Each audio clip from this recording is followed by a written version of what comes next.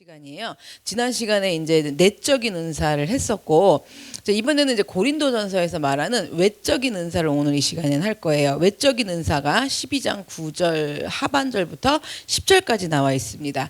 어떤 사람에게는 한 성령으로 병 고치는 은사를, 어떤 사람에게는 능력 행함을, 어떤 사람에게는 예언함을, 어떤 사람에게는 영들 분별함을, 다른 사람에게는 각종 방언 말함을, 어떤 사람에게는 방언들 통역함을 주시나니 그랬어요.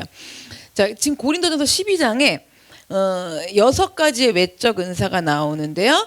지금 여기 두 번째, 세 번째, 네 번째, 다섯 번째, 여섯 번째고 앞으로 가볼게요. 자, 여기는 뭐냐면 첫 번째 은사는 뭐였냐면 병 고치는 은사가 외적 은사예요. 그래서 병 고치는 은사, 자 우리 신유라고 알고 있죠. 신유의 은사라고도 하는데요. 이 병 고치는 은사랑 관련해 갖고 우리가 유의해야 될 점들이 뭐냐? 뭘 우리가 잘 알아야 되냐면 병 고치는 은사는, 즉 신유의 은사는 만병통치가 아니라는 거예요. 근데 이제 우리가 잘못 생각하면 만병통치여야지, 하나님이 고치시면 틀림없어야지, 자 이런 생각들이 있기 때문에 우리가 이제 문제가 생기는데, 만병통치가 아니에요. 요즘 의료기술이 얼마나 뛰어나요, 그죠? 정말 이제 우리 세대 때는 모르겠지만 암도 이제 별거 아닌 병이 되는 시대들이 곧 올 거고요. 이런 것 좀 빨리 나왔으면 좋겠어. 그냥 평생 살 안 찌는 뭐 그런 거, 그렇잖아요. 그런 것도 있고, 이런 거는 이제 다이어트는 건강하니까 하는 얘기고, 정말 암서부터 암이 막 정복되는 시대가 올 거라는 거죠. 우리 조선 시대 때만 해도 제가 왜 조선 시대만 해도 암이 별로 많이 안 걸려서 죽었을까 생각을 해봤더니 그거 말고도 너무 걸려 죽을 병이 많았어. 염증만 생겨도 죽고, 종기만 나도 죽고, 콜레라 뭐 이런 거, 장티푸스 많았잖아요. 전염병이라 해서. 그러니까 이제 암도 걸려보기 전에 다 죽었다고 생각을 해요, 저는. 그래서 어쨌든 요즘은 의료기술이 얼마나 뛰어나게 좋은지요. 의료기술뿐만 아니라 의학기술도예요. 그래서 의학도 얼마나 놀랍게 계속 발전되고 있는지 몰라요. 그래서 하나님이 병 고치는 은사, 그러니까 고통받는 인간들을 병 고치는 은사로만 하시는 게 아니라 우리에게 의료기술과 의학기술을 왜 주셨냐면 우리 병으로 고통받는 우리들 인간들을 위해서 긍휼히 여기시는 거예요. 마음 아프잖아요. 안타깝고, 그러니까 긍휼히 여기시고 사랑하셔서 주신 큰 선물 중에 하나가 의료와 의학이라는 거죠. 그래서 그 의료와 의학들을 또 부름받은 사람들이 그렇게 공부를 하고 연구를 해갖고 할 수 있도록 하나님이 그들에게 또 그런 은사도 주셨다는 거죠. 그래서 사실 신유 은사는요, 하나님이 병원과 의술, 뭐 의학 이런 선물을 우리에게 주시기 전에 굉장히 강하게 나타났다라는 거예요. 옛날에. 그러니까 뭐 지금도 얼마든지 나타날 수는 있어요. 그런데 잘 정돈을 해야 돼요, 우리가. 지금도 나타나기 때문에 아프리카 이런 오지 같은 곳에 병원이나 약국이 없는 곳에서는요, 선교사들을 통해 갖고 신유의 은사가 강하게 나타나고 있어요. 현재도. 그렇기 때문에 우리는 21세기의 문명을 살아가는 사람들이에요. 그래서 일단 의료와 의술 같은 것들을 우리는 선물로 받았어요. 선물로 받은 우리가 21세기 문명에서 그것을 선물로 받은 우리들에게 신유 은사는 그러면은 만병통치만을 의미하는 것은 아니라는 건 거죠. 신유를 만병통치로 잘못 이해를 하면요, 하나님께서 내 병을 치유해 주시지 않았다라는 원망 속에 살아가는 신앙의 실패자가 될 확률이 많아요. 그렇게 살다가 인생을 마감해 버리는 경우가 많아요. 신유가 만병통치다라고 생각을 하면 정말 왜 안 고쳐주세요? 왜요? 이 질문밖에 안 생겨요. 그래서 그렇게 살아가야 돼요. 그러면 참으로 안타까운 거죠. 그래서 우리는 보다 올바르게 알아야 돼요. 병이 무조건 나쁘기만 한 건 아니라는 것부터 알아야 돼요.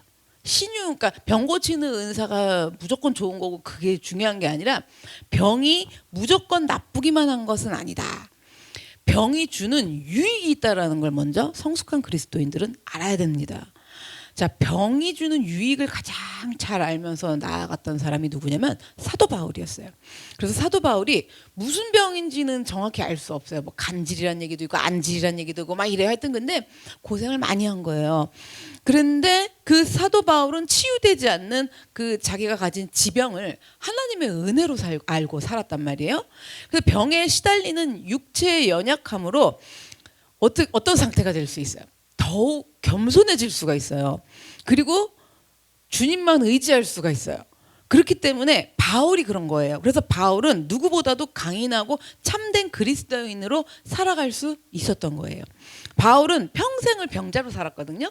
평생을 병자로 살았지만 병의 노예가 되지는 않았어요. 병자였지만 병의 노예가 아닌 병을 어떻게 하냐면 다스려. 그리고 병을 부리는 거예요. 자기가. 부리고 다스리면서 산 사람이 사도 바울이었어요. 어쨌든 우리가 뭐냐면 이걸 잘 아셔야 돼요. 병이 주는 유익. 자, 정리를 하면 뭐냐면 이거예요. 무슨 유익이냐. 병에 걸렸기에 인간은 비로소 하나님 앞에 겸손해져요. 아주 만약에 병 안 걸렸다고 한번 생각해 보세요. 예수 믿지도 않아요. 진짜. 그렇지 않아요? 혀수속 주사님 막 이러세요. 그렇잖아요. 정말 유익을 많이 보신 분이에요. 암의 유익을. 우리 이게 신앙에 딱 정립이 돼야 된단 말이에요. 제가 여기 턱 관절이 완전 다 찢어지고 나가 있어서 정말 상상을 못 하실 거예요. 이렇게 고개만 끄덕여도 턱뼈가 계속 사탕 씹는 소리가 나요. 그러니까 하루 종일 사람이 미쳐버릴 것 같아요. 밥을 먹거나 크게 먹으면 안에서 씹다가 이게 와작하면 제가 밥 먹다가 막 이래요. 그리고 앞니로 뭘 못 잘라요. 지금 면도 못 잘라요. 저는. 그러니까 그런 것까지는 괜찮은데 계속 여기가 불편하죠. 뭐하죠. 그러니까 막 벌려봤다 쪼부려봤다 틀어봤다 뭐했다 이것도 괜찮은데 지금 이렇게 해도 소리가 나요. 턱에서. 왜냐면 이게 지금도 그래요. 정말 여러분 왜 귀에 뭐 귀지 덜그럭거리면 나는 소리 정도는 제가 이렇게 할 때 나는 거고 진짜 뭐 먹을 때는 계속 사탕 씹는 소리가 나요. 그리고 턱을 벌렸다 붙였다 하면 아직 턱이 깨 부셔지는 소리가 나요. 너무 괴롭고 고통스럽고 사람 정신적으로 미칠 것 같아서 하나님 저 정말 이거 좀 고쳐주시면 안 돼요. 근데 이게 고침받을 수 있는 방법은 인간이 파괴된 연골은 절대로 다시 회복이 안 돼요. 연골은. 그래서 관절염이 수술하고 그러는 건데 또 그 관절이 이제 다 상해버린 거 이쪽에 있는 턱 관절이. 그게 그 관절을 한번 손상되면 치유되는 법이 없어요. 절대로. 우리 이게 살은 상처 나면 아물잖아요. 관절은 그게 아니에요.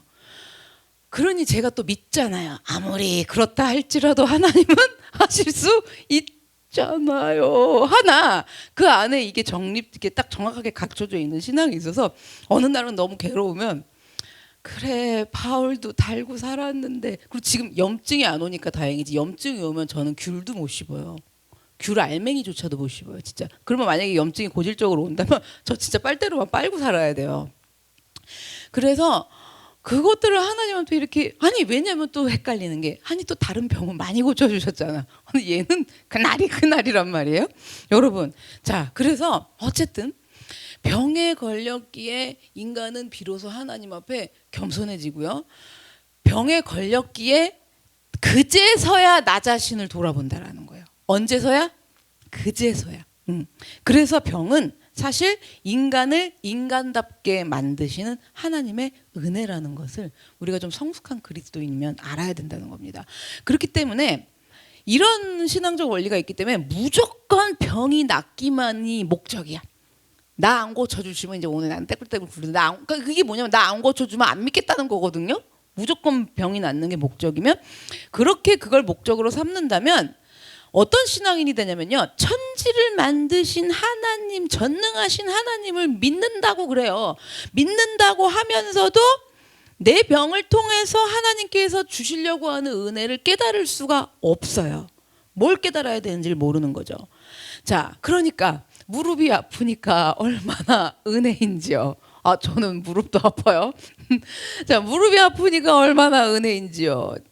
연골 튼튼, 관절 튼튼. 원하세요? 뭐 선포해드려요? 튼튼할지어다? 자, 그런데 연골 튼튼, 관절 튼튼. 그래서 만약에 이제 안 아프다고 그래 보자고요. 만약에 이제 연골로 갔으니까 안 아프면요, 우리가 알아야 돼요. 우리 주제를. 자, 무릎 튼튼, 관절 튼튼. 이러니까 문제는 뭐냐? 팔도 강산을 누벼 TV에서 어디만 보면 가고 싶어 이제. 그래갖고 팔도 강산에서 만족하지 않아. 이제 어디까지 가야 돼? 전 세계 곳곳. 전 세계 곳곳을 여행을 다니고, 자, 운동한다고 뭐 등산 가는 건 좋은데, 잘 보세요. 무릎 튼튼, 관절 튼튼 이러면 운동한다고 등산 가는 건 좋은데 산악회를 들어가. 모든 음란의 문제는 산악회에서 나오시는 거 아세요? 무슨 동호회 이런 거 있죠. 배드민턴도. 와, 배드민턴 동호회도 무섭더만요. 아, 그렇다고 혹시 그런 걸 건전하게 하시는 분들을 빗대서 하는 얘기는 아니에요.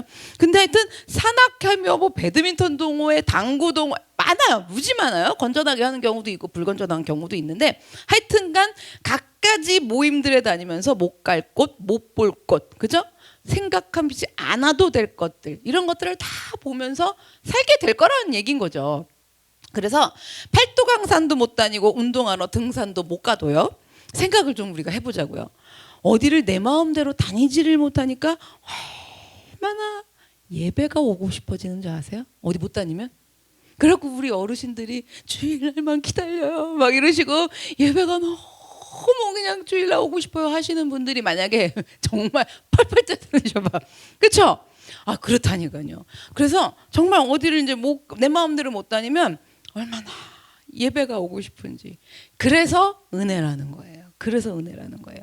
혹시라도 우리가 병 때문에 이제 고난을 받고 힘들게 된다면요, 그래서 병에서 나으려고 하기 이전에 병들었을 때만 누릴 수 있는 하나님의 은혜가 있어요. 성숙하죠? 그렇죠? 병들었을 때만 누릴 수 있는 하나님의 은혜부터 먼저 누리는 성숙한 그리스도인이 돼야 된다는 겁니다.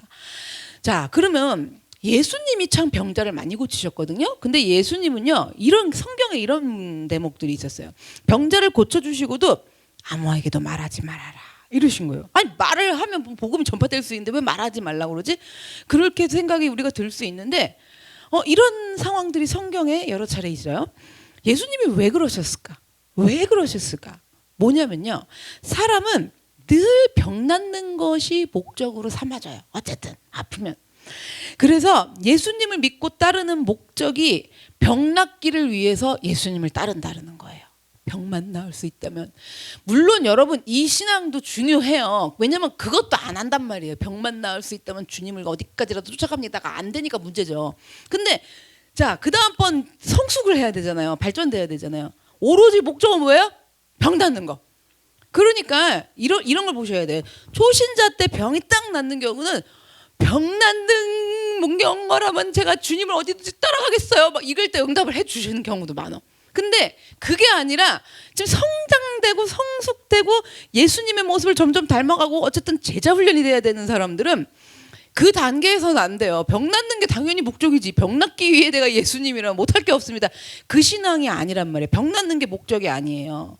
그래서 예수님을 믿고 따르는 목적이 병 낫기 위해서 따른다라는 거기 때문에, 그래서 예수님은 병자를 고쳐주시면서도 아무에게도 말하지 말라고 하신 거예요. 그러면 그런 사람 더 생기잖아. 그렇잖아요. 그러고 예수님을 따른 목적이 다 병 날라고 다 오는 사람들만 이미 듣고 그렇게 생겨날까 봐 예수님이 말하지 말라고 하신 거예요. 그래서 사도행전에서도 우리가 설교할 때 지난번 사도행전 때 나누었지만, 바울이 기억나세요? 태어나면서부터도 한 번도 걸어보지 못한 선천적으로 하반신 마비인 사람, 그 사람을 일으켰죠. 그리고 죽은 유두고도 살렸어요. 떨어져 죽은 유두고도 살렸어요. 그러면 야, 이 정도면 바울은 정말 모든 세기를 걸쳐 정말 신유의 은사를 크게 받은 사람이 틀림없는 거잖아요. 죽은 사람도 살렸는데 지금. 그렇잖아요?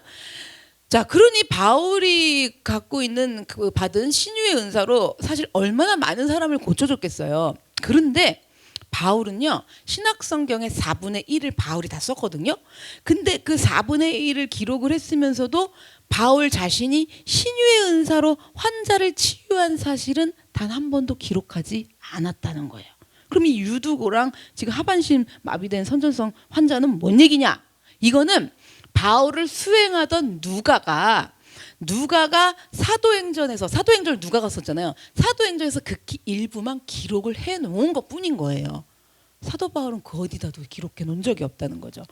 그래서 사도 바울이 예수님을 따르면서 쫓아간 목적이 뭐냐? 예수님을 쫓은 목적이 뭐냐? 육체의 무병장수가 아니었다란 말이에요. 모든 그래서 외적인 은사는 지난 시간에도 말씀드렸지만 내적인 은사로 발전돼야 된다. 승화돼야 되는 거예요. 그러면 병 고치는 은사가 신유는 외적인 은사잖아요. 더더욱이 문제가 일어날 확률이 높기 때문에 어떻게 발전돼야 돼요? 내적인 은사로 발전돼야 된다라는 거죠. 만약에 설상 가령 누가 병으로 고통을 당하는 거예요. 병으로 고통을 당하면 보세요. 그 사람의 병의 치유를 위해서 기도도 해야죠. 고쳐달라고도 해야 하지만 여러분 동시에 그 사람의 영혼이 강건해지는 게 중요한 거예요. 병을 주신 이유와 목적도 있을 것이기 때문에 그 사람의 영혼이 강건해지기를, 육체가 강건한 것이 영혼이 강건해지기를 기도를 해야 돼요. 그래서 뭐냐? 어떤 결과에도 병에 대한 어떤 결과에도 자유할 수 있는 그리스도인이 되도록 우리가 기도로 도와주는 것이 진정한 신유지 무조건 병이 나야 돼. 그건 아니라는 건 거죠. 그래서 사실 정말 큰 신유는 뭐냐면 은혜가 뭐냐면 영혼이 강건해지는 것. 영혼이 건강해지는 것. 그러니까 이것이 정말 큰 신유라는 거예요.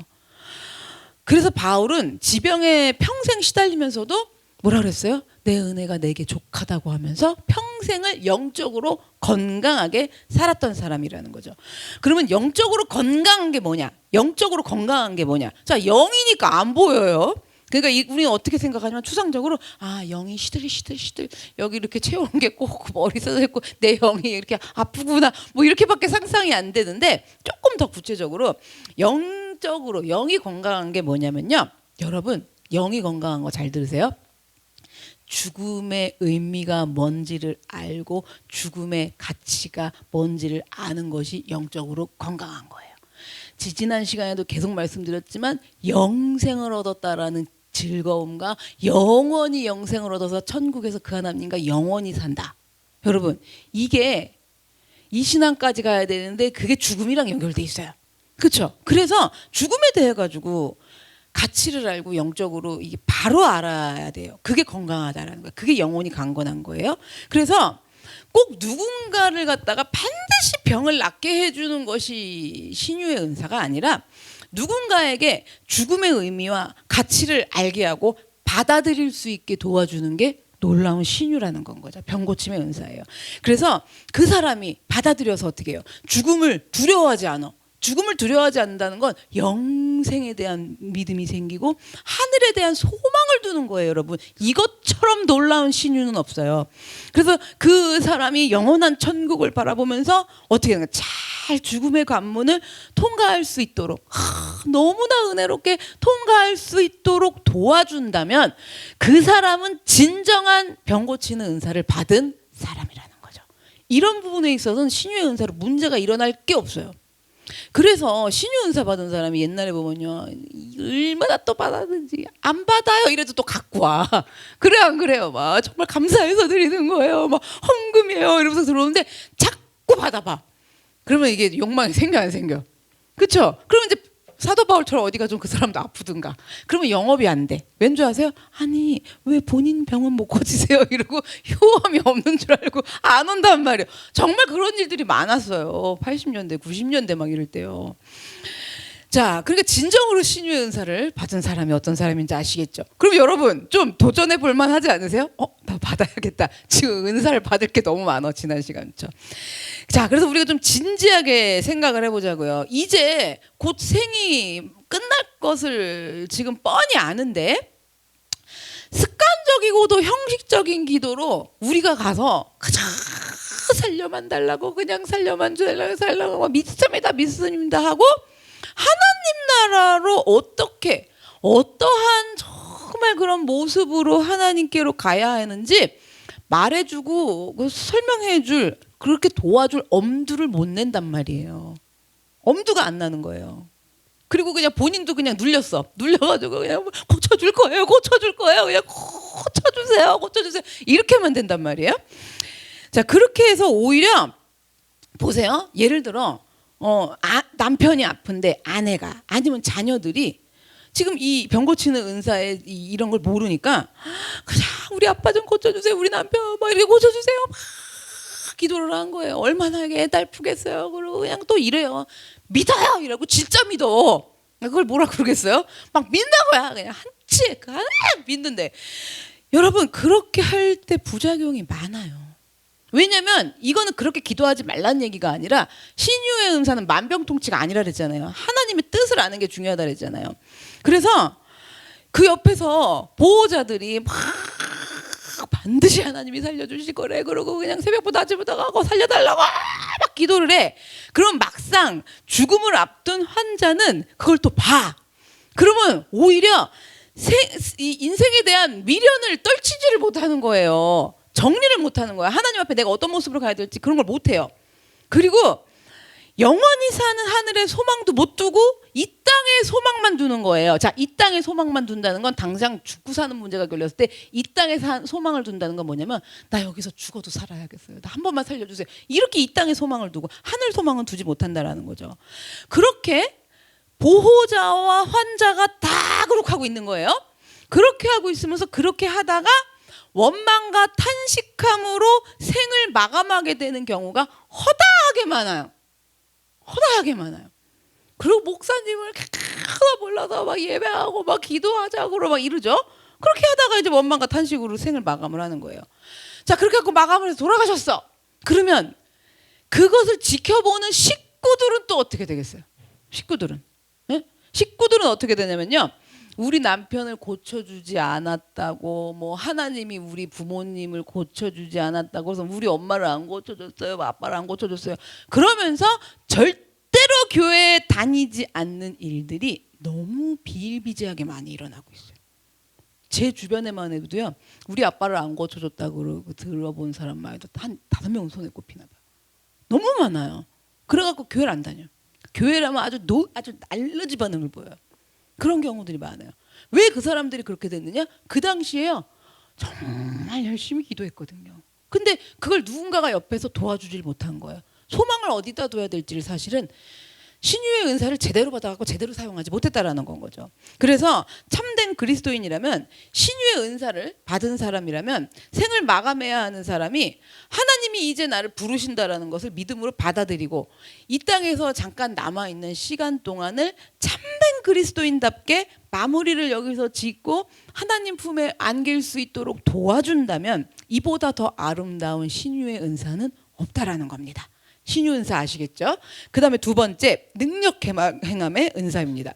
많은 그리스도인들이요 능력 행함을 외적인 은사로만 이제 이해하기가 쉽죠. 능력을 행하는 거다 이렇게 생각을 해서 그래서 능력 행함은 희한하고 하여튼 뭐 마술 같은 너무 놀라운 능력 같은 것을 나타낸다 이렇게 오해를 해요. 자, 특히 한국 그리스도인들은요 지성은 별로 생각을 안 하고 오로지 뭘로 믿어? 이 감성. 오메오메 우리 할머니 옛날에 오메오메 우리 주님 오로지 감성. 우리 감성의 짱이 우리 할머니셨어. 그냥 오메오메 우리 주님 우리 아버지 막 이러시는데 좋아요. 그런데 제가 말하는 건 그분들이 잘못했다는 게 아니라 성숙을 해야 돼. 우린 계속 저 이거 성숙한 그리스도인 끝나면 사명을 감당하는 그리스도인으로 갈 거예요. 성숙해갖고 사명을 감당해야지. 이 생명 다하도록. 그렇잖아요. 자, 그런데 특히 한국 그리스도인들이 지성은 사용하지 않고 감성으로 믿는 게 많아요. 자, 그래서 희한한 능력을 행하는 사람이라고 하면 뭐 능력 행함의 은사가 나타났다 이러면 이것저것 따져보지도 않고 묻지도 않고 분별도 안 해. 그렇게 하고 따라가서 추종하는 그리스도인들이 아직도 많아요. 요즘은 유튜브로 하느라고 유튜브 보세요. 거기 안 따라가도 어디로 따라 들어가요? 구독, 좋아요. 알림으로 들어가서 추종을 얼마나 하는지 몰라요. 옛날 같은 경우는 유튜브가 안 돼 있었기 때문에 그들이 하는 뭐 집회라든가 뭐 초청하는 그렇게 가야 돼요. 요즘은 그렇지 않아요. 그냥 구독, 알림 거기서 어마어마하게 추종해요. 사실 지금도요. 그래서 신기한 것을 체험하고 뭐 뜨거워지죠, 떨죠, 막 쓰러지죠. 그거 안 해봤겠어요. 저도 그러고 저 정말 요란스러웠어요. 자, 그런 일들이 물론 성령님이 역사하면 이러한 일들이 일어나요. 근데 이게 또 너무 극도로 난리를 쳐서 그런 일이 요만큼만 일어나면 신사도 운동이다. 이래갖고 또 유튜브에 난리를 쳐요. 그리고 신사도 운동 명단을 막 쫙 교회별로 내리는 거예요. 그래서 신사도 운동이다. 그리고 또 체면술이라는 거지. 목사님이 체면술을 배워갖고 막 쓰러뜨리는 거다 이러는데, 성령이 역사하면 여러분 무슨 일이든 일어날 수 있어요. 제가 주장하는 바는 그래요. 저도 다 경험해봤고 해봤고. 그런데 자, 성령이 역사하면 이런 일 일어나요. 뜨거워져요, 떨려요, 뭐 쓰러져요, 멎어요, 막 이런 일 일어나요. 근데 그러면 이게 무조건 잘못된 거다라고 말하는 사람들이 있어, 여러분. 그래서 신사도 운동이다 어쩌는데 그렇게 말해도 안 되는 거고요. 성령님이 하신 일이니까 그렇게 말해도 안 되고요. 중요한 걸 모르니까 또 그런다고 뭐라 그러는 거고, 어떤 사람은 너무 거기 빠져 있는 거예요. 그럼 뭐가 중요한 거냐? 우리는 잘 알아야 돼. 뭐가 중요하냐? 문제는 뭐가 문제인 줄 아세요? 자, 뜨거워졌어. 응? 떨며 쓰러졌어. 좀 쓰러져 보셨어요, 애지들. 그렇잖아요? 자, 문제 보세요. 떨며 쓰러진 다음에 그 다음에 뭐 어떻게 되셨어요? 잘 생각해 보세요. 뭐 어떻게 되셨어요? 달라진 게 없어요. 그냥 야, 정말 하도 옛날에 일어나니까 조용히 알아서 셀프로 뒷머리 정리하고 가방 들고 나가시더만. 청년부들은 일어났다가 다 안 보이니까 다 서로 집에 간 줄 알았더니 게 일동 다 묵은 거야. 그래가지고 나중에 동시에 다 일어나더라고요. 여러분, 그러니까 그렇게 하고 난 다음에 어떻게 됐냐고요. 뭐가 어떻게 됐냐고요. 이런 것들을 경험한 후에 우리 가정과 내 삶에 무슨 변화가 일어났느냐가 중요한 거예요. 이러한 체험을 하고는 그 사람의 삶에 정말 예수님의 성품이 배어나오는. 그런데 예수님의 성품이 배어나오지 않고 그렇게 하고 집에 가서 어떻게 하는 줄 아세요? 너 지금 내가 은혜 받고 하는데 마귀 역사한다고 그래. 그게 지금 예수님의 성품이 아니잖아요. 거기서 감성으로만 믿는 게 아니라 지성도 다 동원해서 하나님이 나에게 이런 연단을 하신 이유가 뭐고, 나에게 이런 일들이, 이런 상황이 있는 것이 무엇인지를 다 생각을 해봐야 돼요. 그래서 내가 좀 많이 생각해봤어. 우리 교인들은 왜 유독 그런 일이 많이 일어났을까? 동기 목사님들하고 얘기하면 놀래요. 여긴 무슨 선교진이에요, 아프리카. 갈 필요가 없대. 아프리카 선교지보다 더 일어난다는 거예요. 왜 그랬을까? 우리 교회는 특히 청년부들 말도 못했거든요. 왜 그랬을까 생각을 해봤더니 초장에 하나님이 그렇게 계속 잡아들이지 않으면 야, 교회 다닐 사람이 없어. 일단 말을 안 들어. 절대로 말을 듣지 않을 것이며 따박따박 따지고, 순종이란 말이 돼요? 뭐서부터 시작을 해갖고, 그러면 하나님이 본디오 빌라도에게 고난을 받았다는데 본디오 빌라도가 고난한 게 아니잖아요. 이러는 사람도 있었어요. 저한테 직접 찾아와가지고. 진짜 대놓고 따졌다니까요. 본디오 빌라도의 고난을 받은 게 아닌데 왜 사도신경에 본디오 빌라도의 고난을 받았다고 써있니? 걔가 그때 중학생인데 그랬어? 고등학생인가? 여러분, 그러니까 내가 진짜 역대급 사람들은 다 모여서 와, 초장에 하나님이 그렇게 확 해놓으니까 도망은 못 가. 자, 그런데 성품은 예수님의 성품으로 배어나오지는 않았다라는 거죠. 우리 그렇게 이만큼 오기까지 10년가량 넘게 얼마나 광야에서 연단받으면서 말씀을 깨부시면서 왔냐라는 거예요. 자, 그래서 어쨌든 그 능력 행함의 은사 같은 것들의 그런 일들이 일어나는데, 예수님의 성품이 배어나오지 않으면, 하나님의 인격이 배어나오는 변화들이 일어나지 않는 사람이라면, 외적 은사가 나타난 건데 내적 은사로 발전을 못 시켰든지, 아니면 진짜 이상한 거든지 둘 중에 하나겠죠. 그렇죠? 냉정하게 생각을 하셔야 돼요. 그래서 능력 행함이 외적으로 드러나는 은사이기는 하지만, 능력 행함 역시 내적 은사로 발전되어서 승화될 때에만 진정으로 하나님께 받은 선물이 될 수 있다라는 겁니다. 그러면 능력 행함의 은사가 내적으로 발전된다는 게 뭐냐? 자, 이거 잘 아셔야 돼. 능력 행함의 은사를 받아서 내적으로 발전시키는 게 뭐냐? 자, 잘 들으셔야 돼요. 뭔지 아세요? 능력 행함의 은사, 내적으로 발전하는 거. 뭐냐면 끊지 못하던 것을 끊는 것이 능력 행함이에요. 할 수 없어. 난 못해. 죽었다 깨나도 못해. 그러한 것들이 할 수 있게 되는 것이 진정한 능력 행함이에요. 죽어도 못 끊어. 그냥 일평생을 질질질질 끌고 다녀요. 막 그냥 아주. 그걸 끊을 수 있는 능력 행함, 여러분. 그래서 내 능력으로는 도무지 절대 절대로 끊지 못하는 것을 성령님을 의지해 갖고 내적으로 지금 발전시키는 거예요. 성령의 능력을 의지해서 야 그렇게도 안 되던 것이 정말 칼로 무자르듯이 딱 잘라내는 능력. 이 선물을 누가 주시는 거다? 성령님이 주시는 거라는 거죠. 우리는 절대 그렇게 못한다는 거죠. 그냥 잘릴래도 즐거 맨날 붙이고 다녀. 그잖아요. 아 그게 바로 내적 그 능력 행함이라는 거예요. 그래서 아무리 내가 예수를 믿고 아무리 내가 하나님을 살아계심을 알아도 알아요. 다 안다고요. 이러면서도 아무리 알아도 이것만큼은 하는 게 있어. 이것만큼은 못하겠어요. 하던 것인데 내 자신을 버리고 그리스도인으로서 마땅히 해야 함이 맞습니다. 마땅히 이거 하고 살아야 되는 거 아닙니까? 하는 능력 행함이에요, 여러분. 그 능력 행함이에요. 바로 이러한 사람이 능력 행함의 은사를 받은 사람이라는 거예요. 내적으로 다 연결해가지고. 그래서 여러분 이제 이렇게 생각하시면 돼요. 내가 죽으면 죽었지. 진짜 죽어도 내가 저 사람만큼은 저 인간만큼은 내가 진짜 사랑 못한다. 이렇게 하고 내가 진짜 천국에 가면 주님 죄송하지만 어쩔 수가 없어요. 막 이러는 사람이 있어요. 그런 사람인데 난 진짜 죽어도 사랑 못한다는 거예요. 그 한 사람만큼은. 그런 사람이 그 사람을 사랑하게 되는 거야. 그냥 보면 뒤통수를 봤더니 불쌍해. 그리고 말을 나눠봤더니 나도 놀래. 여기 왜 이런 징그러워? 여기 꿈틀대 사랑이라는 왜 이래 말고 처음에 일부러 더 자기가 당황해서 싸납게 얘기하는 거야. 근데 여기서 막 사랑하고 보이는 거야. 여러분 그게 뭐라고요? 능력 행함이에요. 그래서 그리스도인들은요 경제적인 어려움을 당하면은 어떻게 하나요? 그리스도인들 어떻게 해요? 하나님께 일단 구하죠. 돈을 구하기 위해서 막 진짜 그냥 나한테 생겼어 봐. 그러면 돈을 구하기 위해서 금식하면서 기도를 해요. 좋아요, 여러분. 자, 계속 성숙해야 돼요. 자, 기도해요. 자, 육체가 만약에 병들면 어떻게 해요? 내 건강의 회복을 위해서 고쳐달라고 밤새 기도해요. 저도 그래서 고침도 받아본 부분들도 있어요. 그러나 우리가 잘 생각해 보자고요. 좀 성숙하기 위해서 내가 그리스도인으로서 하지 말아야 되고 끊어야 되는 건데 끊을 것을 끊기 위해서 내가 돈이 없든지 아니면 진짜 병에 걸린 것처럼 밤새서 기도해 본 적이 있었는가? 그죠?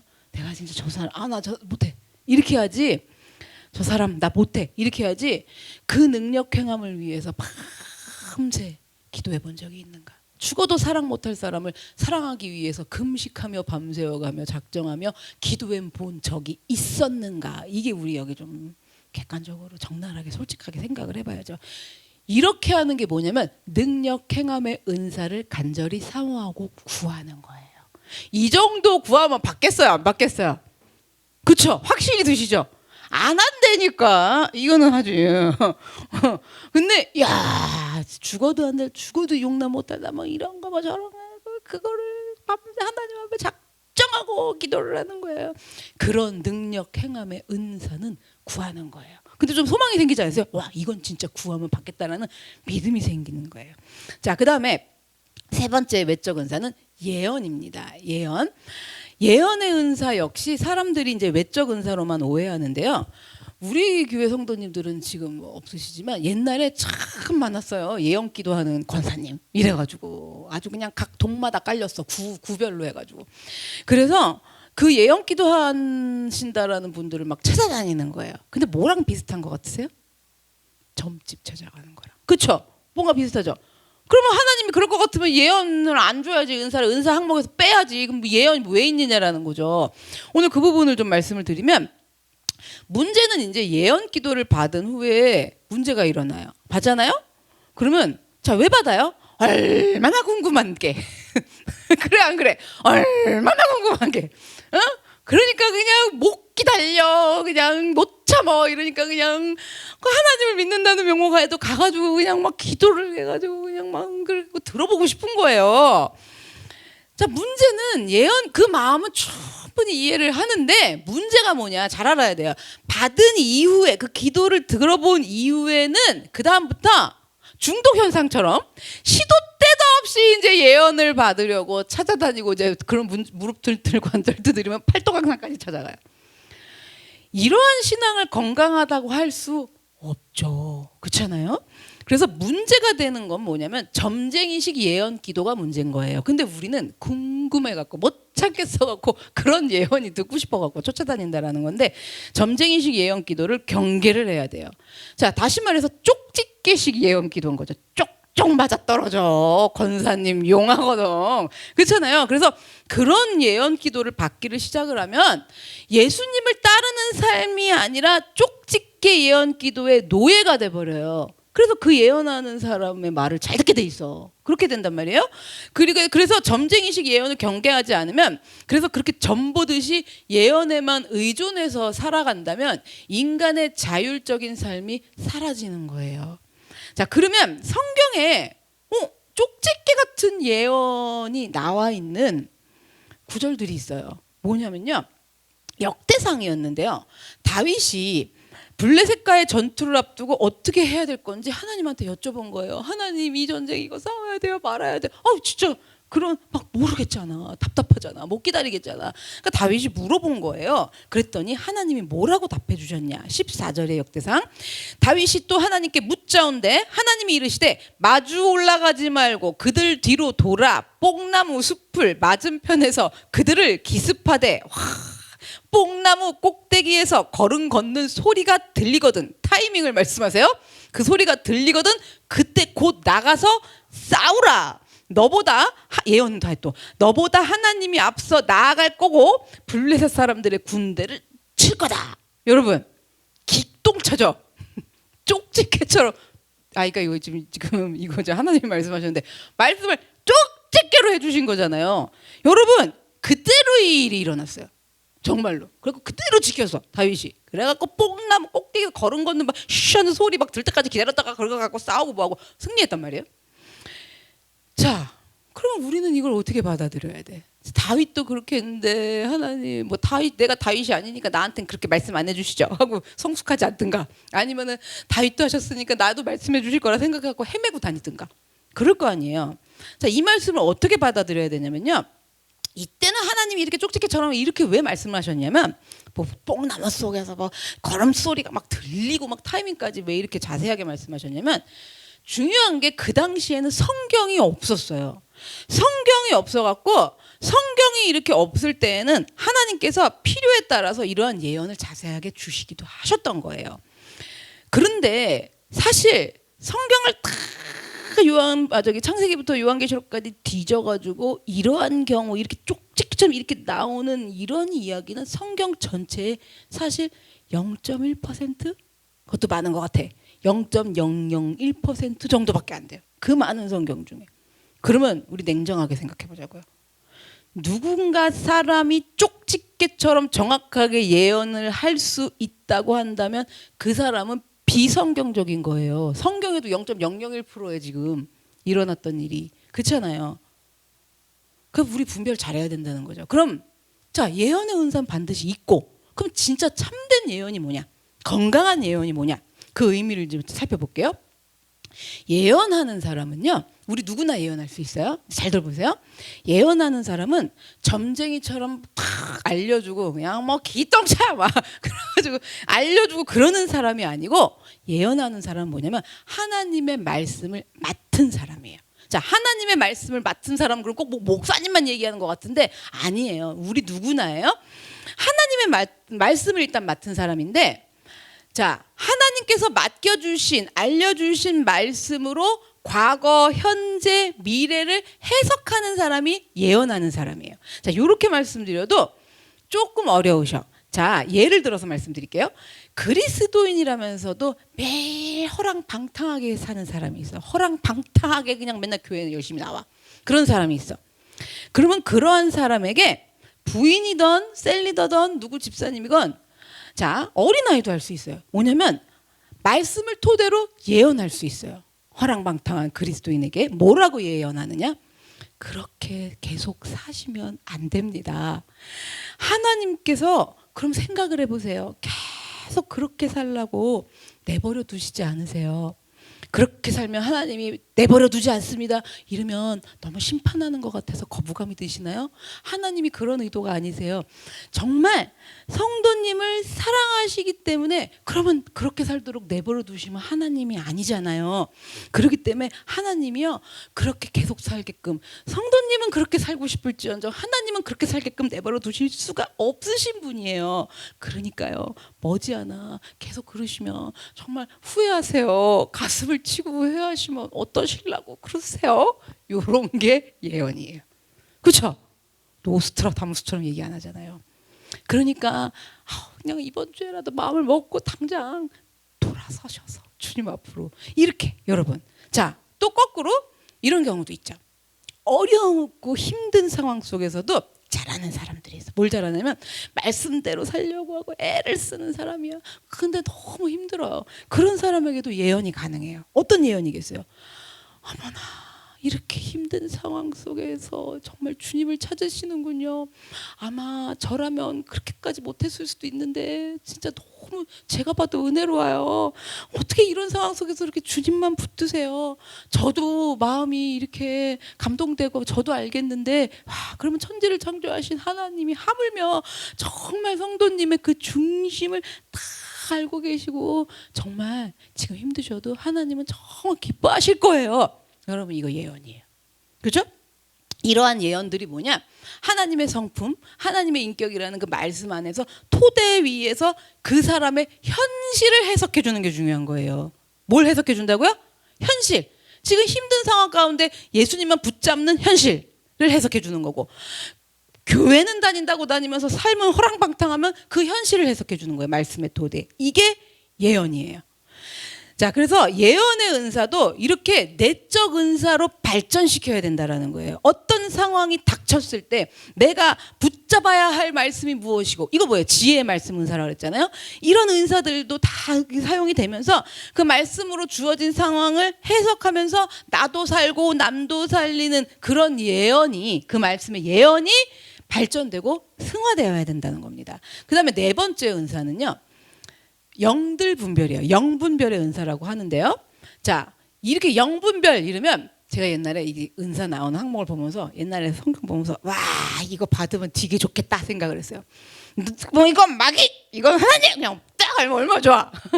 저도 다 그렇게 다 이게 지나온 거예요. 그런데 여러분, 그러니까 악한 영을 딱 구분하는 걸로 생각을 하는 거예요. 그러고 착 보면 그냥 알아 막. 그래갖고 이게 심한 사람들은 뭐 하는 줄 아세요? 너의 몸에 뱀의 영이 붙었다. 웃으시는 분들은 느낌 오셔요. 있었어요, 진짜 있어요. 몸에 지금 뱀이, 그런데 좀 작다. 그리고 어떤 사람은 큰 구렁이가 까맣다. 그러면서 이래, 목이 아프지 않으세요? 막 이런 경우도 있어요. 그리고 또 이런, 귀신이 어깨 위에 올라섰다. 뭐 이런 사람도 있어요. 자, 보세요. 그러면 자꾸 왜 그러는 걸까요, 도대체? 왜 그러는 걸까요? 영분별의 은사를 외적인 은사로만 여겨서 그런 거예요. 자, 이것도 또 내적으로 갖고 와야 돼요. 그러면 영분별의 은사를 왜 주셨을까? 자꾸 뭐 귀신이 올라탔다, 뭐 구렁이가 맸다, 이럴 거면 하나님이, 인간이 그럴 거 알았으면 은사를 선물로 안 만드셨어야지. 근데 이걸 왜 주셨냐라는 거예요. 2000년 전으로 좀 가볼게요. 2000년 전에 성령님이 영분별의 은사를 주신 이유가 있는데, 요한 1서 4장 1절을 볼게요. 사랑하는 자들아, 영을 다 뭐래요? 믿지 말고 오직 영들이 하나님께 속하였나 분별하라. 많은 거짓 선지자가 세상에 나왔음이니라. 2000년 전이에요. 뭐냐면 이때 사도 요한이 쓴 건데, 사도 요한이 이 말씀을 기록할 때는 신약 성경이 확정이 안 된 거예요. 그러니까 그래서 많은 성경이라는 뭐 이제 문서들 이런 것들이 막 떠돌 때예요. 그런데다가 자칭 선지자라는 사람들, 뭐 그리스도라는 사람들, 이런 사람들이요 도처에 판이 깔렸었어요. 그래서 도대체 누구 말이 참된 말인지를 알 수가 없었고, 신약 성경도 확정되지 않았기 때문에 어떤 말씀이 진짜 말씀인지 참된 말씀인지 누가 쓴 건지 알 도리가 없었던 거예요. 그래서 성령님은 이 당시에 영들 분별의 은사를 주셨다라는 거예요.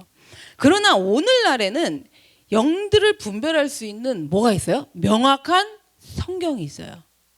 그러니까 뭐 귀신 어깨에 올라선 걸로 분별하는 게 아니라 성경으로 분별하는데요. 지금은 성령님의 조명하심 속에서 말씀을 근거로 영들을 우리가 분별할 수 있어야 된다라는 거예요. 이게 지금 내적 은사예요. 자, 그러면 말씀을 토대로 영들을 분별하지 않으면 그냥 우리 느낌 있죠. 느낌 막 느낌, 내가 생각하는 선과 악 이런 걸로 분별을 하면 어떤 문제가 생기느냐? 어떤 문제가 생기냐면요. 회개를 말하지 않아요. 회개를 말하지 않아요. 계속 하나님에 관련된 이야기를 하기는 하지만 1년 12달 내내 회개에 대한 언급은 전혀 하지 않아요. 그래서 문제가 생기는 거예요. 회개에 관한 내용은 없고 계속 뭐가 악한 영인데 어쨌는데 이렇게 되면 문제가 일어나요. 회개에 대해서 말하지 않고요. 자, 또 어떤 문제가 일어나냐면 반대로 심판이랑 회개만 강조해요. 또 거꾸로. 그런 것도 있어요. 그래서 그런 문제도 일어나요. 왜냐면 그럼 뭐냐? 회개는 어떤 게 진짜 회개냐면 하나님의 사랑이 깨달아져야 회개가 일어나요. 그래서 하나님의 사랑이 알아져서 내가 돌이켜요. 그게 회개예요. 그런데 그런 거 없죠, 내용. 그래서 하나님의 사랑은 없이 회개만 강조하고 심판만 강조하는 경우도 잘못된 거고 회개 얘기를 아예 안 하는 것도 잘못된 건 거죠. 그 다음에 영분별이 올바르지 않으면 사랑과 용서만 또 강조를 해요. 괜찮은 것 같잖아요. 그죠? 주님은 사랑이시. 하나님이 얼마나 사랑하시는데, 하나님이 얼마나 사랑하시는데 크게 쓰실 거예요. 막 이러면서 그냥 다 도와주실 거예요. 막 이렇게 돼요. 그것만 강조하는 문제가 생겨요. 잘 보셔야 돼요. 하나님은요 사랑이시지만 공의로우신 분이에요. 그래서 하나님의 공의를 뺄 수는 없어요. 뺄 수는 없어요. 자, 공의를 빼면 사랑만 강조돼요. 그래서 그건 잘못된 거예요. 아무리 하나님이 사랑이셔도 언제나 하나님의 공의가 함께 가는 거기 때문에 여러분 회개 이야기, 심판 이야기, 또 회개만 얘기해도 안 되는 거고 이런 것들이 다 어우러지지 못한다라는 거예요. 영분별이 안 되면. 그 다음에 영분별이 올바르지 않으면 어떤 현상인 줄 아세요? 기도와 찬양만 하게 돼요. 말씀을 싫어요. 일단 들을 때 졸려 죽겠고 무슨 말인지 모르겠고 그냥 한 얘기 또 하는 거 같고 막 이러면서 전 많이 봤어요. 기도하고 찬양하는 건 너무 좋아. 그래갖고 진짜 심지어 제 옆에서 기도하는데 완전 푹 빠진 사람도 봤어요. 어느 정도로 그 영분별이 전혀 안 되는 거죠. 뭐라고 기도하냐면 빠져들어가서 기도하냐면 예수님의 보혈로 사탄을 씻겨주셔서 그들이 구원받고 천국 가게 해달라고를요. 정말 굉장하게 미친 듯이 기도를 하는 거예요. 거기 빠져서. 낮에도 성전에 와서 그 기도를 하더라고요. 여러분 이거 영분별 되는 거예요 안 되는 거예요? 전혀 안 되는 거죠. 자, 근데 이런 건 이제 극단적인 경우고 우리들 같은 경우는 정말 뭐냐면 저도 옛날에 초창기 때 다 해봤어요. 설교 말씀을 싣고 그냥 빨리 설교 끝나고 빨리 통성기도 했으면 좋겠어. 그냥 와다다. 여러분 안 해보셨어요? 왜 저만 그래요? 이러면 나만 지금 아니에요? 굉장히 그런 게 있거든요. 그래서 뭐냐면은 스스로가 주의해야 돼요. 스스로가. 말씀은 뭔 소리인지 모르겠고 하여튼 싫으니까 우선 빼. 야야라 모르겠다 그러고 빼고 내가 좋아하는 찬양과 기도만 하는 거예요. 이렇게 한다면 얼마든지 잘못되어질 수 있어요. 이렇게만 한다면은 기도하고 지금 찬양하는 건 성령님하고 좀 무관하다고 봐야 돼요. 그럼 뭐냐? 내 감정이에요. 여러분 감정. 저기 임영웅 콘서트 가서도 어머니들 은혜 받아갖고 많이 울어 안 울어? 네? 아이고 대단하더만. 뭐 누군지 이름은 모르겠는데 음주 사고 났더니 난리가 났대요. 그 콘서트 현장에 우리 베이스 선생님 아는 분이 있었대나? 정말 초상자 썼대요. 그 콘서트에서 막 울고불고 막. 여러분 그리고 어머니들 은혜 많이 받잖아요. 그렇잖아요. 여러분 그런 원리로 이제 찬양과 기도에 그렇게 될 수 있어요. 자, 그 다음에 영분별이 올바르지 않으면요 뭐가 있냐면 그리스도인으로서 마땅히 여겨야 할 의무들은 말하지 않고 복만 강조해요. 어떤 권리만 강조해요. 예수 믿는데 이렇게 해야지. 예수 믿는 사람이 이렇게 해야지. 이런 권리. 복만 강조하는 거예요. 예수 믿는 사람으로서 마땅히 여겨야 될 것들은 별로 생각하지 않아요. 그 다음에 또 어떤 일도 일어나냐면 욕망을 불러일으키게 돼요. 영분별이 잘 안 되면. 성령님은 우리 욕망이요 얼마나 헛된 것인지 허망한 것인지를 드러내갖고 알려주시는 분이 성령님이에요. 그런데 영분별이 안 되면 욕망이 어떻게 돼요? 이 안에서 더 커져. 더 커져. 그러니까 금송아지를 더 크게 만들어야겠는 거야, 여러분. 이런 것들도 우리가 분별을 해야 돼요. 그래서 사람들이 그러면 왜 그렇게 잘 모르고 속을까? 좀 궁금하지 않으세요? 그거를 여러분 왜 저래 미쳤나 봐 어머 세상에 나는 절대로 아무리 속여도 난 안 넘어가 이렇게 할 문제가 아니에요. 우리가 잘 알아야 돼요. 그래야 그들도 아까 예언의 은사로 말씀을 토대로 잘 이야기해 줘서 도와줄 수 있고 우리도 얼마든지 보호하고 방어할 수가 있어요. 사람들이 왜 그렇게 되는가 믿는가? 자 뭐냐면요 1992년에 10월 28일 그러시면 유명했어요. 다미성교회죠? 맞죠? 다미성교회 사건이 있었어요. 아세요? 아시죠? 서수국 지사님 아세요? 근데 어떻게 아세요? 원체 유명했지. 뉴스에 나오고 그렇지. 정말.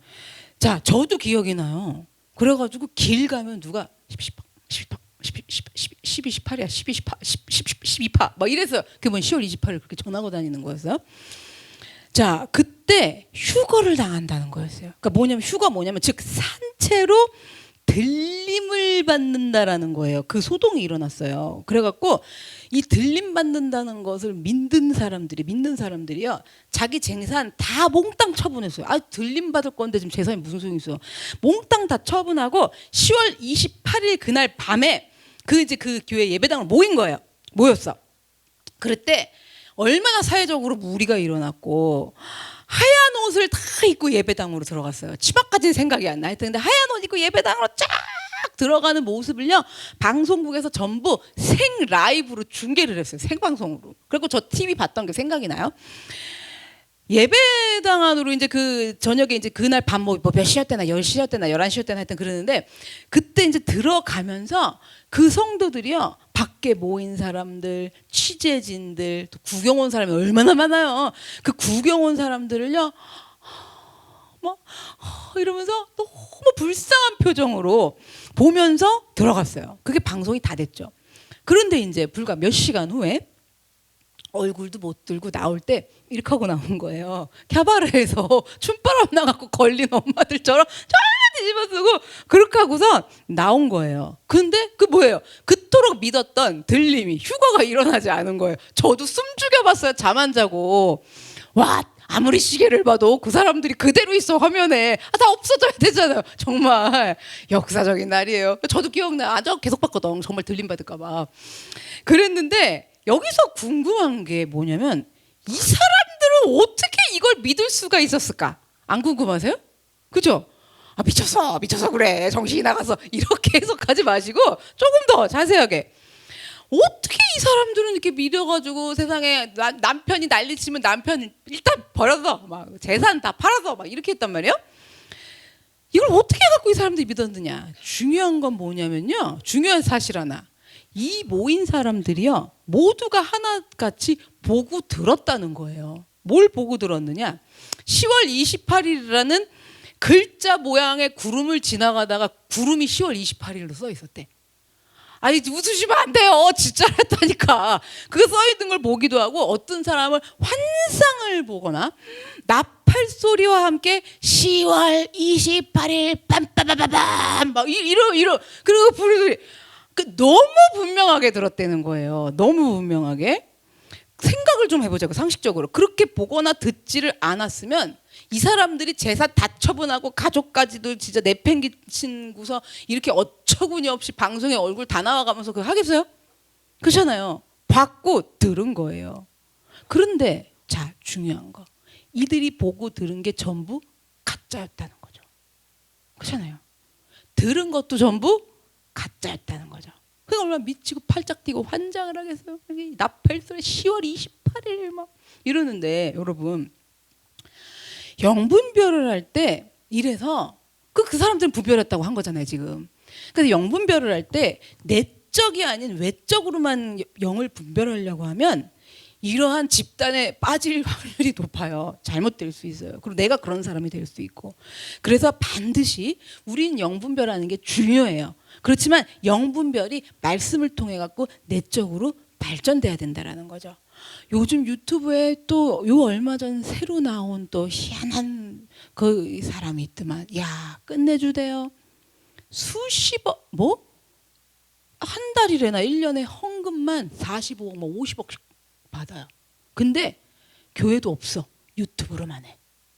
와, 근데 거기에 그 헌금 돈을 내는 사람들은 뭘 받겠죠. 그래 놓고 뭐가 문제가 됐냐면 이 사람이 어떻게 하냐면 집을 지금 팔까 했더니 지금 파시지 마시고 최대한 받을 수 있는 만큼 대출을 받으십시오. 이래요. 요즘 유튜브 나오는 사람이에요. 또 신종 거짓 선지자야. 하여튼 많았어요. 또 한 2년 전으로 가면 홍해선 전도사라는 사람이 있어가지고 뭐 북한에서 땅굴을 팠다고 막 이래가지고 뭐 주일날 그냥 몇 시에 그 내려온다고 또 예언을 해가지고 또 난리가 나고 많아요. 지금 유튜브에 막 그런 사람들이. 그러니까 지금 현재도 사실 2000년 전이나 지금이나 비슷하게 그런 사람들이 있다는 거죠. 그래서 우리는 유의해야 되고 영분별의 은사는 분명히 받아야 되지만 내적으로 잘 발전시켜서 우리 신앙생활과 모두의 신앙생활에 유익이 되게 해야 된다는 겁니다. 그다음에 5번째 방언이에요. 이제 방언은 또 많이들 받으셔서 갑자기 초자연적인 힘에 의해 가지고 평소에 상상하지도 않던 방언을 막 하는 거예요. 그러면 성령님이 나라에게 임재하셨다라는 거를 확인하는데 이거보다 쉬운 방법이 어디 있어? 그렇잖아요, 사실상. 그래서 많은 그리스도인들이 방언을 사모를 해요. 그래갖고 저도 남들이 어렸을 때 방언하는 거 보면 나도 저거 받고 싶어갖고 방언 받게 해달라고 막 기도하고 막 그랬었는데, 자, 바로 여기에 방언의 문제점이 있는 거예요. 자칫 방언을 그 자기 그 과시의 수단으로 삼고 방언을 받지 못한 사람들을 믿음이 없거나 영적으로 열등하다고 열등한 사람인 것처럼 업신여기기가 쉬운 거예요. 이 모든 일이 왜 일어나냐면 방언을 외적 은사로만 여겨서 그래요. 근데 나타나는 외적 은사 많잖아요. 자, 그럼 내적으로 승화시켜야 되는데 어떻게 발전시키는 거냐? 외적을 내적으로. 자, 사도행전 2장으로 가볼게요. 사도행전 2장에 방언이 처음 임하던 날 오순절 마가의 다락방 이야기가 나와요. 그때 그 당시에 받은 방언은 알아들을 수가 없는, 이해할 수 없는 방언이 아니었어요. 지금 우리 방언 같은 경우는 어떤 한 2-3 단어 같이 반복해 갖고 사용하는 이런 식의 방언들을 사용을 해요. 그리고 우리는 못 알아들어요. 근데 이 당시 처음에 마가의 다락방에서 방언이 임했을 때는 알아듣는 방언이 나온 거예요. 어떤 식이었는지 아시죠? 뭐냐면 제자들이 다 모두 갈릴리 출신이었기 때문에 한 번도 외국어 같은 걸 공부해 본 적이 없어. 일명 무시겠거든요. 그래서 그런 걸 배워본 적도 없고 안 것도 없고 제자들은 오로지 자기 모국어인 히브리어만 하는 사람들이었어요. 그런데 성령이 방언을 딱 내려주셨을 때 그때 6개 지역의 사람들이 모두 제자들의 말을 자기 모국어 말로 알아들은 거예요. 그러니까 뭐 쉽게 말하면 지금 우리 뭐 가갖고 어디 막 뭐 따갈로 뭐 다 모르잖아요. 뭐 그런 식으로 근데 그 말을 말로 방언을 하니까 다 알아들은 거예요. 그래서 이 6개 지역 사람들은요 외국어를 알지 못하는 이 갈릴리 출신 이 제자들이랑 평소에 사실 말이 통할 수가 없는 사람들이었어요. 이때 온 사람들이 뭐냐면 이제 디아스포라 돼가지고 흩어졌다가 찾아온 그러니까 생각나세요? 2세쯤 되는 거죠. 그래서 거기서 그 나라 말을 배워서 온 유대인이라고 생각하시면 돼요. 그래서 같은 유대인들이잖아요. 그런데 말이 안 통하니까 같은 유대인 출신들이어도 말이 안 통하니까 소통을 할 수가 없는 사이였던 거죠. 그런데 이때 방언이 임했더니 성령의 역사 안에서 방언을 통해 갖고 각 나라의 모국어로 그냥 쉘러쉘러 그냥 하니까 소통이 이루어진 거예요. 따라서 방언의 은사를 지금 우리가 내적으로 잘 발전시킨다는 건 뭐냐면 평소 나랑 말이 통하지 않던 사람과 말이 통하게 되는 게 방언의 은사라는 거죠. 이거 설교했었죠. 그래서 평생을 함께 살았으면서도 말이 통하지 않는 누가 있을까요? 특히 1번 남편. 자, 남편님들 아내랑 안 통해요. 좋아하지 마세요. 그죠? 안 통하죠? 왔어요. 자, 서로 말이 통하지 않는 부부가 있다고 하자고. 그래서 뭐 부부도 있고 여러 사람들이 여러 종류가 있을 수 있는데, 그런데 이 방언을 받으면 내적으로 승화시키면 어느 날부터 남편의 말 같지도 않은 말이었는데 어머, 그 말이 이해가 돼. 그렇구나. 아, 제가 요즘 그 증상이 너무 심해서 어머, 확실하군 이러거든. 어머, 옛날엔 정말 왜 저러냐 이러던 게 왜 저러 그런가 보다. 어머, 정말 신기한 거예요. 근데 생각해보니까 이 설교 전에 했었잖아요. 이 설교 하고 비슷한 것 같아. 그래서 어쨌든 남편의 말이 이해하고 싶지도 않았고 다른 사람한테 물어봐도 다른 사람도 이해를 못해. 그런데 나는 이해가 되고, 아내가 하는 말이 옛날에는 그딴 소리 하려면 집에 차 이러던 남편이 다시 얘기해봐 이러면서 마음에 와닿기 시작하는 거예요.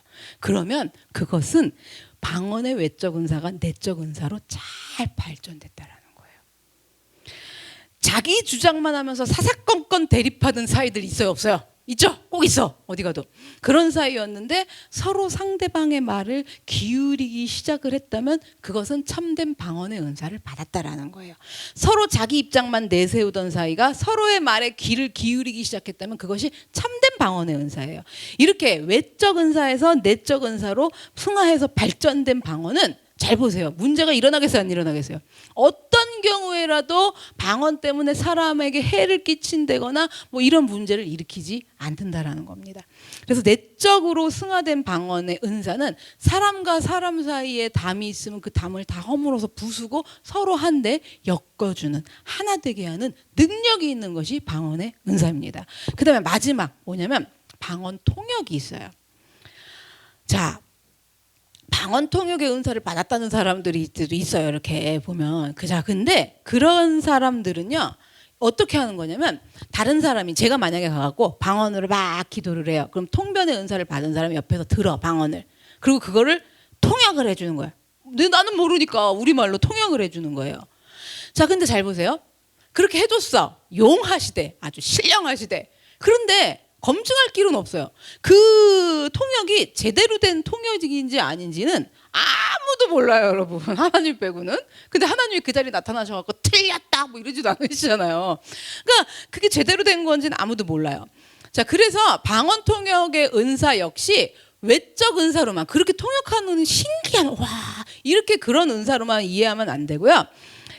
내적 은사로 이것도 마찬가지로 승화되어야 되는데, 자, 좀 전에 말이 통하지 않던 사람이랑 말이 통하게 되는 것이 내적으로 발전된 방언이라 그랬죠. 그러면 방언 통역의 은사는 뭐냐면, 말이 통하지 않던 사람과 말이 통하게 된 사람이 생겼어요. 이제 방언으로 그 사람의 말을 또 다른 사람이 알아듣게 해주는 게 통변의 은사예요. 자, 조금 더 쉽게 말씀드릴게요. 예를 들어서 남편 때문에 뭐 자녀 때문에 경제적 문제 때문에 너무 힘들고 속이 만신창이 그냥 살고 싶지도 않아. 그런 A라는 사람이 있어요. A가 뭐라고요? 돈 문제, 남편 문제, 자녀 문제라고 그냥 안 살고 싶어갖고 그냥 이런 사람이 A예요. 근데 옆에 B라는 사람이 있어요. 뺀질뺀질해요. 그리고 일단 등 따시고, A가 보기에 등 따시고 배불러. 그리고 A가 보기에 B의 남편은 하늘에서 백마를 타고 내려왔나 싶어. 그래가지고, 그런데다가 경제적으로도 먹고 사는데도 별로 그렇게 문제가 되지 않아. 떼부자는 아니어도 별로 문제가 안 되는 사람이 B, 이제 A, B 이렇게 이해되셨죠? 자, 그러면 생각해 보세요. A랑 B가 지금 서로 통할 수 있어요, 없어요? 못 통해요. 왠 줄 아세요? A는 B랑 왜 말이 안 통하냐면, 너는 그래도 백마 탄 왕자 남편 있잖아. 아니면 그래도 너는 먹고 살만하잖아, 등 따시잖아. 이래서 B가 아무리 뭘 얘기해도 안 통해요. 자, B는 또 자긴 등 따시고 배부른데 A를 보아도 이해를 못해. 왜? 자기는 그렇게 안 살아봐서. 이런 관계를 얘기하는 거예요. 그러니까 서로 말이 통할 수가 없는데, 그런데 어느 날 말이 통하기 시작을 하는 거예요. 자, 방언의 은사죠. 그렇죠? 어떻게 일어나요, 방언의 은사가? 어머, B가 A의 아픔이 내 아픔 같이 느껴지고, 응? A는 B에 뭐가 보이냐면 외로움이 보이기 시작하는 거예요. 옛날에는 너는 진짜 팔자가 폈는데 뭐 그딴 소리라고 그냥 이럴 텐데, 어머, B가 힘든 게 뭐야? 야, 너 등 따시고 배불러서 외로운 거야 라고 속으로 생각하고 살던 사람이 방언의 은사를 받으면, 아무리 저렇게 그래도 어머 되게 힘들구나, 외로웠구나, 이런 게 갑자기 A가 느껴지는 거예요. 그래가지고 여러분, B가 아무리 등 따시고 배부르고 백마탄 왕자랑 살아도 너무 알겠는 거야. 나는, 내 남편은 백마탄 왕자가 아니라 흑마탄 사탄 같아. 그런데 저기 B를 보는데 되게 힘들겠다. 정말 외롭구나. 외로워서 저러는 건데 힘든 건지도 모르는구나. 이런 걸 알게 된 거예요. 그러면 그래서 소통이 일어나면 여기까지는 방언의 은사죠. 그죠? 그런데 이런 걸 내적 방언으로 이제 내적 승화가 된 거고, 자, 이제부터 방언 통역으로 갑니다. 방언 통역은 어떻게 되냐면, 남편이나 자녀 문제 때문에 힘든 A가, 자, B를 이해하게 됐잖아요. 등 따시고 배부른 여잔데 이해하게 됐잖아요. 그런 힘든 A가 어느 날 C라는 사람을 만난 거야. C라는 사람. 옛날 같았으면 C한테 뭔 얘기예요? 나 죽겠어. 돈 좀 있으면 좀 빌려줘봐. 뭐 이럴 거예요. 근데 C라는 사람을 만났는데, B라는 사람, 아까 등 따시고 배부른 백마탄 왕자랑 사는 그 사람의 외로움을 헤아려서 요즘 힘든 것 같아. 근데 많이 괴로울 거야. 외로운가 봐. 이러면서 그 얘기를 막 자세히 설명을 해주는 거예요. 내가 다 몰라갖고 너무 미안하더라고. 근데 얼마나 힘들었을까 싶어. 이러면서 막 얘기를 했더니 C도 B가 멀쩡한 줄 알았던 거야. 등 따시고 배부른 줄 알았지. 갑자기 C가 그러는 거예요. 나도 몰랐어. 어머, 나도 이 사람이 이렇게 외롭고 슬픈지 몰랐었네. 어머, 그렇구나. 이러면서 C라는 사람이 B라는 사람의 외로움과 아픔과 이런 것들을 이해하고 같이 동참하게 된 거예요. 자, 그러면 A라는 사람은 방언 통역의 은사를 받은 거예요. 아시겠어요? 그럼 이것도 또 달라고 기도해 볼 만하지 않아요? 그렇죠? 우리 너무 많아 기도할 게. 저기 사도신경 놓고도 기도해야 돼. 주기도문도 기도해야 돼. 그렇잖아요. 여러분, 정말 이러면은 사실 방언 통역의 은사를 주세요. 이러면 좀 그렇잖아. 그렇죠? 이게 대놓고 달라는 사람도 있지만, 정말 뭐 그런 거까지 달라는, 그리고 뭐 그런 거 무리를 일으킨다는데 그런 거 달라고 그러면 안 될 것 같다라고 생각을 한단 말이에요. 제가 다 경험해 본 거예요. 그런데 여러분, 진정한 내적으로 승화된 방언 통역의 은사, 그렇죠? 그래서 끌어와서 헤아리게 하고 하나 되게 하고 모두가 유익해요. A도 유익해요, B도 유익해요, C도 유익해요. 그 다음날 또 D도 데리고 와. D도 데리고 와. D도 유익해요. 여러분, 그래서 아낌없이 안에 주눅 드는 마음 없이 오늘 설교가 이해가 되셨으면 하나님 앞에 간절히 구하시고 하나님이 주실 줄로 믿습니다. 자, 힘들고 괴로운 사람의 고통을 자신이 먼저 이해하고 또 다른 사람도 이해하게 하는 것. 자, 방언 통역의 은사예요. 유익하잖아요. 모두에게 유익하잖아요. 오늘 결론입니다. 모든 은사는 내적 은사로 승화되어야 합니다. 그래야 나도 유익하고 남도 모두가 유익함으로 은사들이 드러나게 돼 있습니다. 여러분이 받으신 은사가 2번에 걸쳐서 설교를 들으시면서 내가 받은 은사가 뭔가요? 좀 나 이런 은사를 받았구나. 그러면서 생각해 보시고 확인해 보셔야 돼요. 그러면서 더불어서 함께 살아가는 사람들과 내 주변에 같이 살아가는 사람들, 만나면서 대면하는 사람들, 그리고 그런 사람들 또 그리고 내가 속해 있는 공동체에 내가 받은 은사를 가지고 유익을 미치고 있는가 우리가 살펴보면서 점검하기를 원합니다. 우리에게 주시는 모든 여러 가지 은사는요, 예수님을 닮아서 예수님의 삶을 따라 살아가기 위한 성령님이 주시는 선물인 거예요. 내가 잘해서 받는 게 아니에요. 내가 특별해서 받는 게 아니에요. 예수님 따라가기인데 유익이 돼갖고 너무 좋잖아요. 그래서 주시는 성령님의 선물입니다. 그렇기 때문에 예수님 따라 살기 위해서 받아야 돼요. 예수님처럼 우리가 되기 위해서 하나님의 인격으로 우리가 살아가기 위해서 이 은사들, 더 큰 은사를 사모하면서 간구하기를 원합니다. 성령께 하나님께서 나에게 주시는 은사가 어떤 은사이든, 그분이 나에게 어느 때에 주시든, 무슨 은사를 주시든, 주시면 잘 우리가 사용해서 하나님을 사랑하고 사람을 사랑하는 균형이 잘 이루어진 그리스도인으로, 참된 그리스도인으로 살아가기를 원합니다. 모두에게 하나님의 더 큰 유익함이 나타날 수 있도록, 주신 은사 잘 사용할 수 있도록, 그리고 더욱 사모하고 간구할 수 있도록 도와주시옵소서. 다 같이 주여 한번 외치고 기도하겠습니다. 주여.